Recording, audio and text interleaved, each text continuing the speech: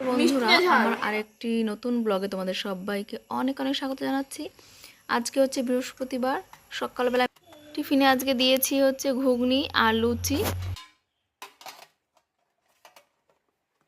তো ওরা একটু ঘুগনি খেয়ে হচ্ছে লুচি দিয়ে, আর এই যে টিফিন বক্স রেডি করে দিলাম। এবার আমি বৃহস্পতিবারের সকালে ফুল তুলে নিয়েছি, সমস্ত কাজকর্ম গুছিয়ে ঘরটর লেপে নিয়ে এবার আমি ফুল তুলে নিয়ে স্নান টান করে সব কিছু রেডি করে চলে এসেছি। একটু আলপনা দেবো, বৃহস্পতিবারের দিন না একটু আলপনা দিতে মন চাইলো, আলপনা দিতে বসেছি। আর এরপর কিন্তু আমি সংসারের বাকি রান্নাবান্না অন্যান্য কাজগুলো করব। তো পুজোটা দিয়ে নিচ্ছি। পুজোটা দিতে বসে মনটা অনেকটা ভালো লাগে। এই সকালবেলাটা যেদিন সকাল সকাল পুজো দেওয়ার আর কি সুযোগ হয়, সেদিন আর কি ভীষণ মনটা বেশ হালকা হালকা লাগে, বেশ ভালোই লাগে। তো অনেক দিন পর চেষ্টা করছি আলপনাটা দেওয়ার। এখন থেকে ভাবছি প্রতি বৃহস্পতিবার এরকম সুন্দর করে আলপনা দেবো, তারা দেখতে কত ভালো লাগবে, তাই না বলো?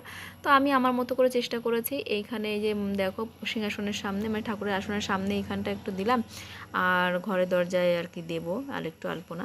তো অনেক দিন পর দিচ্ছি। আর এই যে চালের গুঁড়িটা অল্প একটু গুলেছিলাম, তো সেইটা দিয়ে কোনো মতে চেষ্টা করছি। তো তারপরে কিন্তু দেখলাম যে না, একদম খারাপ লাগছে না। তো চলো তোমাদেরকে দেখাই উপর থেকে যে কেমন লাগছে। দেখো কিন্তু ভালোই লাগছে দেখতে, তাই না বলো? তো এবার পুজোটা আমি কমপ্লিট করে নেব। এই যে ধূপ ধুনো সমস্ত কিছু জেলে নিচ্ছি, আর এই যে মায়ের আরাধনা করে তারপরে কিন্তু আমি অন্যান্য কাজকর্মগুলো সংসার শুরু করব। বৃহস্পতিবার সকাল সকাল পুজো দেওয়া হয়ে গেলে মনটা অনেকটাই হালকা লাগে, অনেকটাই ভালো লাগে। তো দেখো আমার এই যে পুজো দেওয়া মোটামুটি প্রায় কমপ্লিট হয়ে এসছে। তো আমি এখন এই যে পুজোটা কমপ্লিট করে নিলাম। আর আজকে কিন্তু অনেকটা সময় ধরে পুজো করতে পেরেছি, ভীষণ ভালো লাগছে। সময় নিয়ে পুজো করতে পারলে না মনটা সত্যি অনেকটা শান্ত লাগে, ভালো লাগে। তো তারপর আমি এই যে এক টুকরো লুচি ছিল, সেইটুকু দিয়ে একটু ঘুগনি দিয়ে একটু লঙ্কা কুচি একটু আমড়া কুচি দিয়ে খাচ্ছি। এইভাবে খেতে না ভীষণ ভালো লাগে, জানো? একটু লঙ্কা কুচি একটু আমড়া কুচি আর ওপর থেকে একটু লেবু ছড়িয়ে দিলে সত্যি খুব ভালো লাগে খেতে। তো এই জামা কাপড়গুলো যেগুলো ধুয়ে রেখেছিলাম স্নানের আগে, সেগুলো এবার মেলে দেবো। ছাদে যাব, ছাদে মেলে দিতে হবে।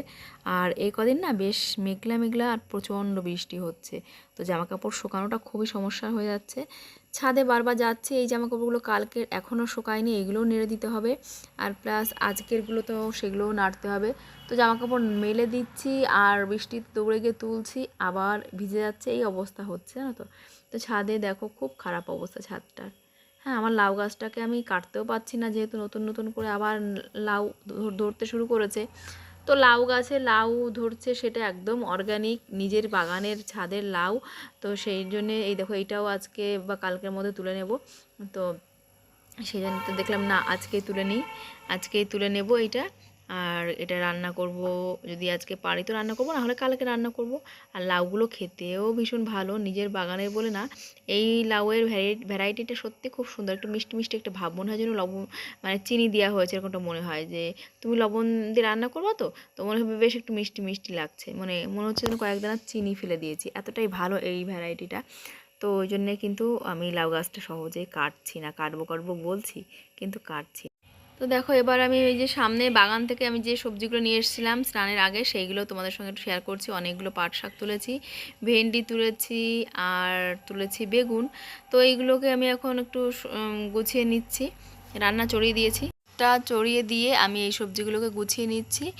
আর কয়েকটা ফুলও তুলেছিলাম, সাদা অপরাজিতা, তো যাই হোক সেইগুলো আর পুজো দেওয়া হয়নি, অন্যান্য ফুলগুলো দিয়ে পুজো দিয়ে নিয়েছি। এই ফুলগুলোর কথা একদমই মনে ছিল না। এখন দেখো কত কত সবজি হয়েছে, এতগুলো বেগুন হয়েছে, সমস্ত আমার নিজের বাগানের, সার বিষের একদম কোনো প্রশ্ন নেই, একদম সম্পূর্ণ অর্গানিক। আর এই জন্যেই না আমি আর কি সবজি চাষ করি। যে দেখো বাজারে তোমরা যে সবজি কেনো না কেন, যতই বলুক যে সবজিতে সার বিষ দেওয়া নেই, সার বিষ তো অবশ্যই দেবে, তারা ব্যবসায়িক স্বার্থে তারা চাষ করে। তো আমি তো আমার বাগানে নিজের খাওয়ার জন্য বানাই, এগুলো একদম কিন্তু সার বিষ নেই। তো দেখো এইভাবে কিন্তু একদম ঝুরো ঝুরো করে কেটে নিয়েছি পাট শাকটা, আর এইভাবে খেতে ভীষণ ভালো লাগে। পাট শাকটাকে না একটু বেশ টাইম ধরে হালকা আঁচে যদি এইভাবে নাড়াচাড়া করা যায় না, প্রথমে একদম হাই ফ্লেমে লাগতে হবে, তা নাহলে এটা একদম গলে যাবে। তো যদি ঝুরো ঝুরো পাট শাক খেতে চাও, প্রথমে হাই ফ্লেমে দিয়ে এইভাবে নাড়াচাড়া করতে থাকতে হবে অনবরত। তারপরে যখন একটু শক্ত শক্ত হয়ে আসবে তখন ওটাকে ফ্লেমটাকে লো করে দিতে হবে, তাহলে কিন্তু ওই পাট শাকটা একদম ঝুরঝুরে মতো হবে। তো এরকম ঝুরঝুরে পাট শাক খেতে আমার ভীষণ ভালো লাগে, আমি ওই জন্য এইভাবেই করার চেষ্টা করি। এমনিতে যে মাখা মাখা করে রান্না করি না তা না, কিন্তু এই পাট শাকগুলো তো অনেক দিন হয়ে গেছে বয়স, তো এগুলো একটু শক্ত শক্ত হবে, এগুলো পুরো কাদা কাদা হবে না, তো তার জন্যই কিন্তু এটা করছি। আর এইদিকে দেখো তোমার দাদাকে দিয়ে নারকেল ছুলিয়ে নিচ্ছি, একটু তাল করব, তাল পিঠে করার ইচ্ছা আছে, তো ওই জন্য নারকেলটা ছাড়িয়ে দিতে বলছি।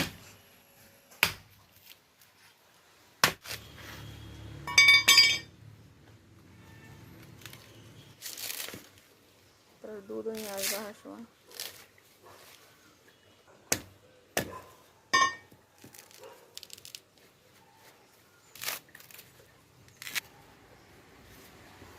তুমি নিয়ে যাও, রান্না করে বসে ফাটিয়ে, ক্লাস নেই কিছু নেই।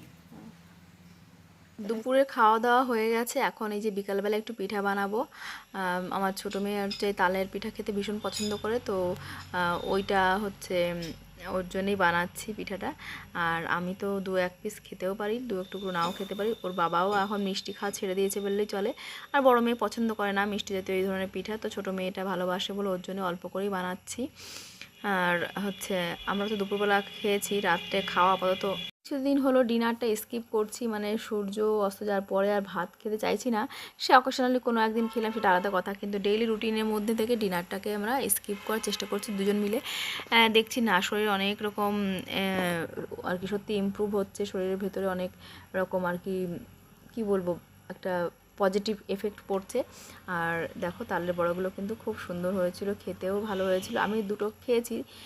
তো এরপর এই তোমার দাদার কথায় বানিয়েছি তালের এই যে এই ধরনের এই যে পাতা, কলা পাতার পোড়া বানিয়েছি, এইটা খেতে খুবই ভালো। আর আমাদের জন্য বানিয়েছি একদম মিষ্টি কম দিয়ে, একদম মিষ্টি কম দিয়ে বানিয়েছি। তো আমি বললাম যে ঠিক আছে বিকাল বিকাল রয়েছে, এখন তাহলে তুমি 1 পিস খাও।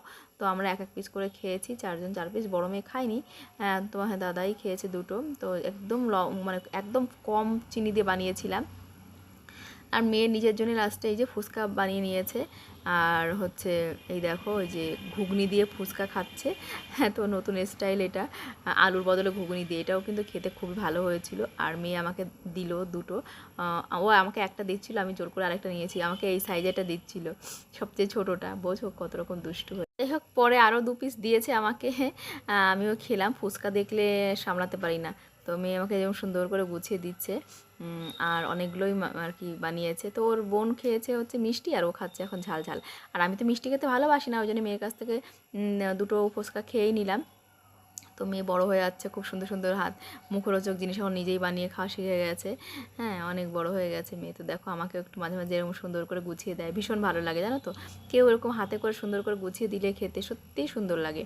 তো আমি বললাম বাবা এত এত আর কি ঝাল ঝাল আর টক টক দিচ্ছিস, তবে খেতে কিন্তু খুব সুন্দর হয়েছিল বন্ধুরা, জানো তো দারুণ লেগেছিলো।